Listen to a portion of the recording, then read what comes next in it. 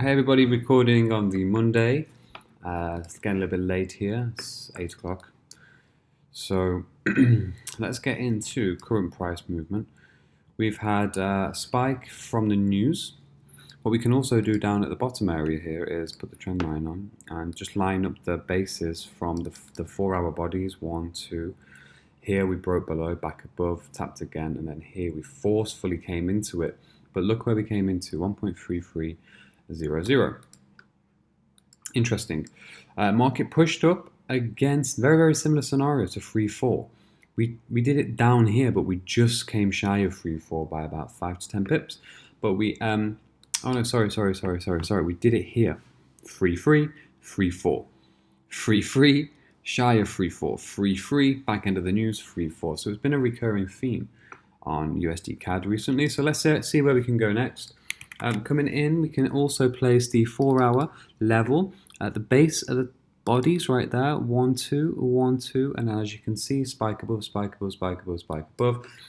We are in the daily range at the moment here. And look at the state of the price action. It's very choppy, very, very messy. And yeah, I mean, this daily closure, if we can get anything like this, I do believe that we can roll over on USDCAD back to the downside. What's important here, though, as a lesson is the consolidation regions. I know I didn't have this drawn on beforehand, but here's a perfect example of placing the 4 hour levels. Okay, from the bodies across, bodies across. So now for USDCAD, 3350 has just been tapped. There's 3350. I think that the market needs to fall below 3350 on the lower time frame, maybe the hourly, because it is supported on 3350 right now. And again, it depends on the daily closure. I can't make good sense of this right now as of yet because of all of the spikes and the wicks and the highs that have happened around this area. But what we can say is the 4 hour region, we've got the 4 hour support and the 4 hour resistance. If the daily breaks and closes above that, guys, we are looking at the next level to be magnetized, which is 3, 4, 6, 7. So right now, we are still consolidating sideways. Alternatively, we are going to be going down. One of these levels will break eventually, but we already have the price zones already drawn on. We have 3, 4, 60 to the upside, and then we have 3, 2, 60 to the downside. So from there onward, let's see where this goes for the remainder of the week. I would only contemplate a good short setup would have been the closure of this 3-pin formation, 1, 2, and then 3. Either after the candle body closed, okay, below the level. That's why we have to be sharp with these levels. I'm going to get sharper as we go on now and start to implement these 4 hour levels a lot more on the charts, and you're going to see that, and the charts are going to get a little bit cleaner as we go along. I'm going to show you a few other tricks too. But yeah, we had the spike through again, body closes below. That is an execution now on a short, stop loss 3 to 5 pips above this high. And then we can target the lower end base as target 1, and target 2 can go all the way down here, 1.3260.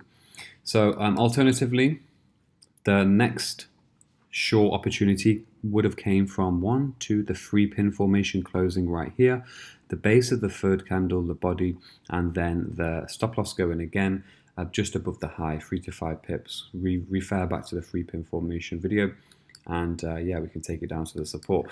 But due to the indecisiveness on USDCAD from the daily time frame, it can spike back up. My bet is short on this pair, and it has been for a while because we do have the Fibonacci's there as well. If I go in and just remind you about that Fib retracement from the high down into the initial low, which is right there, we can see again 1, 2, 3 tests on the 61.8. I'll keep that on for good measure, and we'll see if this can actually fulfill the lower downside target. Hey guys, so April 19th, Friday.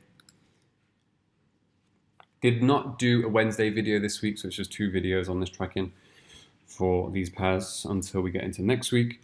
On the GBP AUD video, I have mentioned that I am going to be cleaning up the charts a little bit going into next week to get further clarity. Let me just go over the USD CAD at the moment. So we failed to fulfill the minus 27 extension. What happened? We came back into 3-3 again. We're in consolidation, but if we think about what's been happening on this pair, we can see market pull back right back into 3-4 again, and now it's below the fib, and we have our 4-hourly level right across there from all of the bodies. It's now decision time for USDCAD. Are we going to break higher, or are we going to flop? Looking at the day, look at this huge spike, fulfills liquidity and back up. I think that was off the back end of some news, and then we push to the upside. Then we have this region right here, and we are above this now. So USDCAD, look at all of the spikes at the downside that it is throwing around this level. 1.3300 is strong. It's firm. And yeah, we can maybe move to the upside now. Going into the weekly time frame, look at the weekly closure there. Weekly spike to the downside, bullish engulfing as well. And we're actually looking to close above this level. So we have the region and the level. If we do close above that, next week we could be in for a nice bull run. So again, short, sweet and simple. I'm really running out of energy this week. So I'm going to check back in starting next week. What's the date for Monday? So where are we? 19. Monday the 22nd. Earth Day. Beautiful. So I'm going to be clearing up the charts a little bit, and I'm going to be showing you some of my trades. Not in this section. In other sections, I'm going to be releasing some results as well to give you guys that motivation. And I hope that you've gained some value from the videos so far. So I'm going to lock this one down now. A bit of a short week in terms of the education. But next week, 22nd onwards, we're getting back to it. And yeah, we'll see if this can actually move to the upside, to our upside target over here, which will be probably base 1, 3,460. Consolidation, extreme mess. If you look at the hourly as well, look how the hourly drove right into this region off the back end of news. Another perfect example, so we had news here, of fulfilling the liquidity at 3,300 and then pulling back afterwards. A huge trick in place. So many people would have seen that, jumped in short, got trapped, and then boom, that we've come all the way up to the high levels. So USDCAD, let's see if we can make that bull run into next week. I'll check back in and have a good weekend.